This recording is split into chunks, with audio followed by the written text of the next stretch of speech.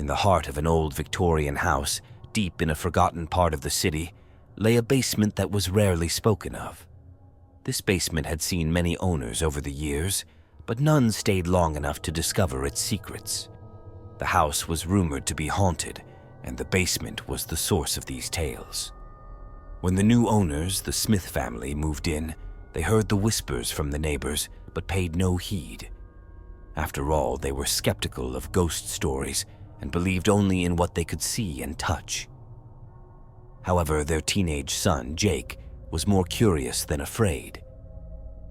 One night, after everyone had gone to bed, Jake decided to explore the basement. Armed with a flashlight and a sense of adventure, he descended the creaky wooden stairs. The air grew colder with each step, and the musty smell of dampness filled his nostrils. The basement was cluttered with old furniture, broken tools, and dusty boxes. As Jake moved deeper into the darkness, he felt an eerie sensation, as if someone or something was watching him.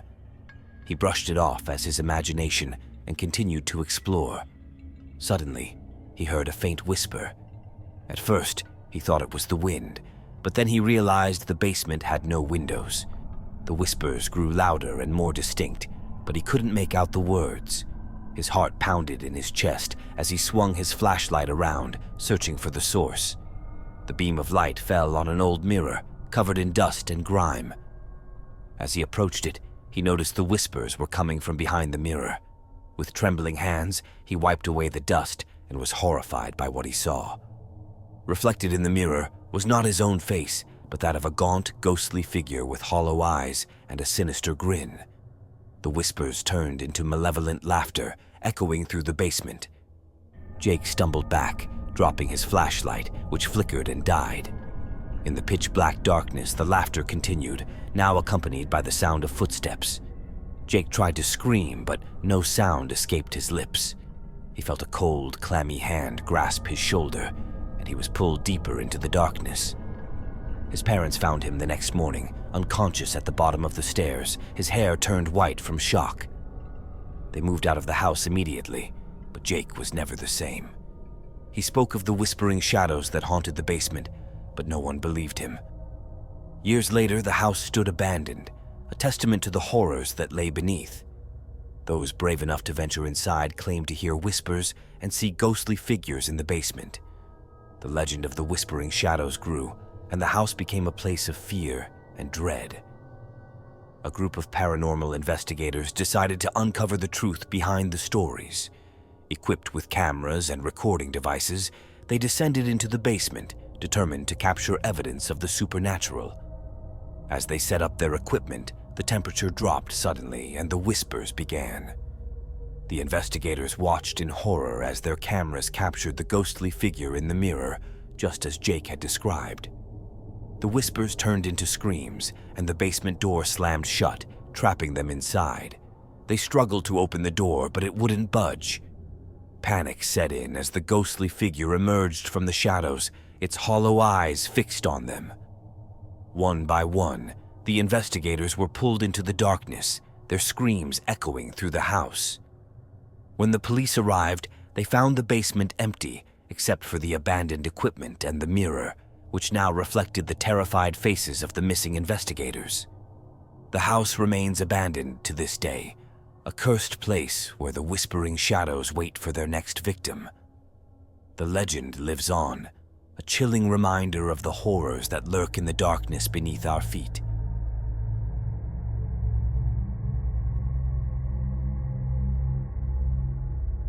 In a quiet suburban neighborhood, the Johnson family moved into a charming old house with a spacious basement.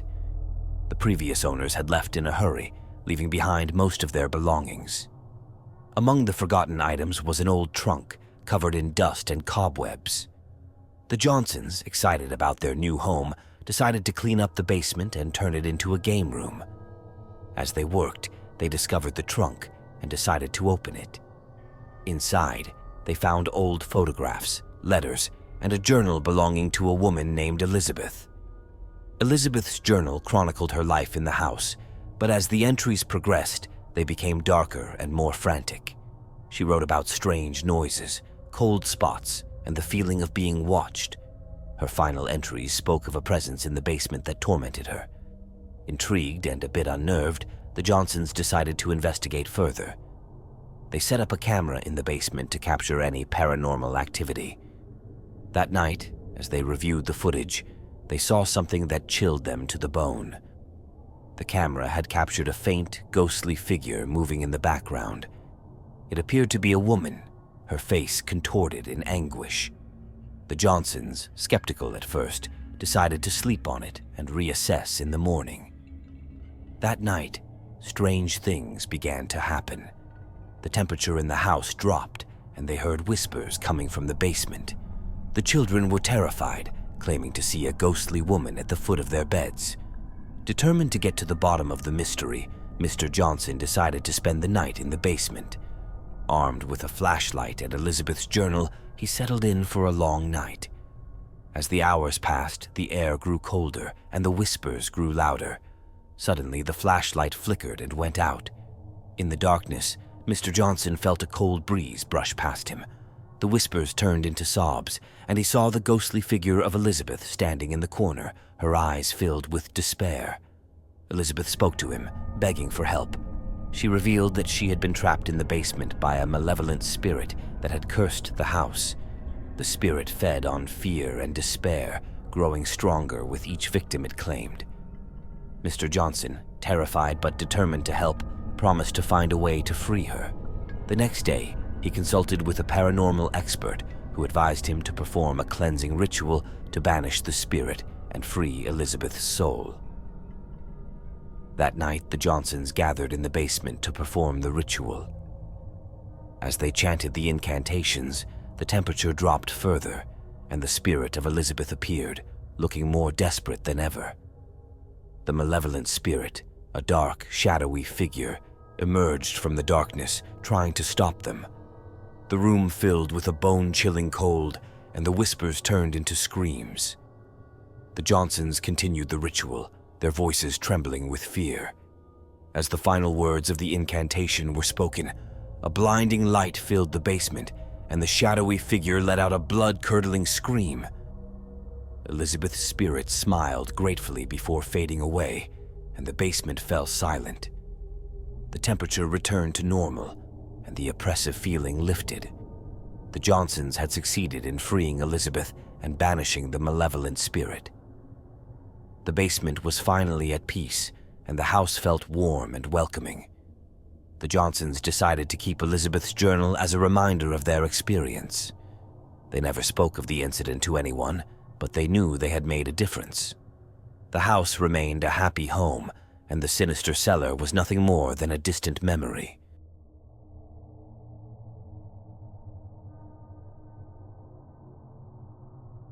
In the small town of Willow Creek, there was an old farmhouse that had stood vacant for years. The townsfolk spoke of a curse that plagued the house, especially the basement. It was said that anyone who ventured down there at night never returned. The Thompson family, new to the town and unaware of the rumors, bought the house at a remarkably low price. They were thrilled with their purchase, seeing it as a perfect place to start fresh. The locals, however, were wary and kept their distance. As the Thompsons settled in, they began to notice odd occurrences. Doors would open and close on their own, and strange noises echoed through the house at night. The basement door, in particular, seemed to have a life of its own, creaking open and shut at all hours. One night, Mr. Thompson decided to investigate the basement. He had heard the stories but dismissed them as superstitions. Armed with a lantern, he descended the rickety stairs. The air grew colder with each step, and a sense of dread washed over him. The basement was filled with old furniture, broken tools, and cobwebs. As he explored, he found an old, locked chest in the corner.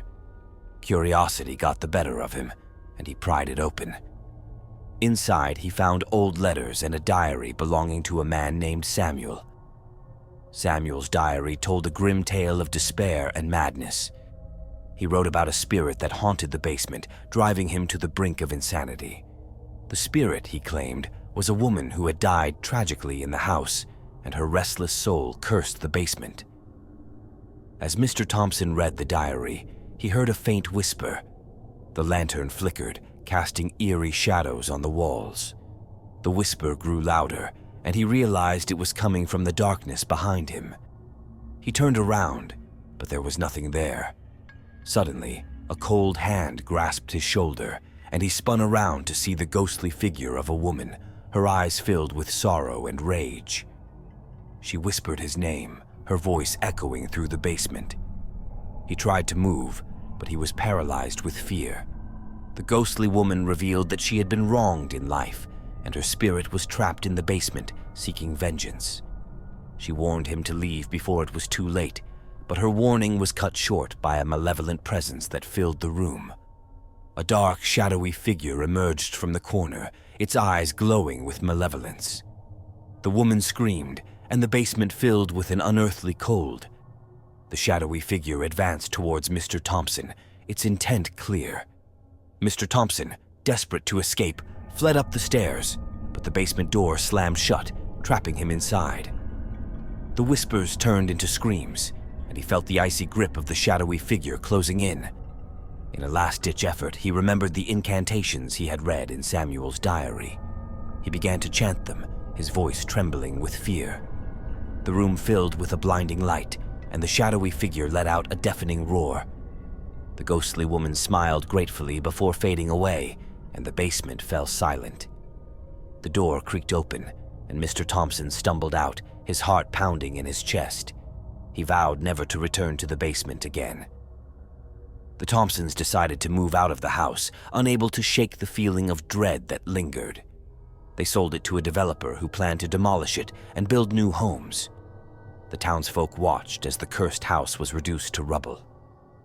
Years later, the land where the farmhouse once stood was developed into a park. Children played where the basement had once been, unaware of the horrors that had taken place. The curse was broken, and the spirits finally at rest. But the legend of the cursed basement lived on in the whispers of the townsfolk.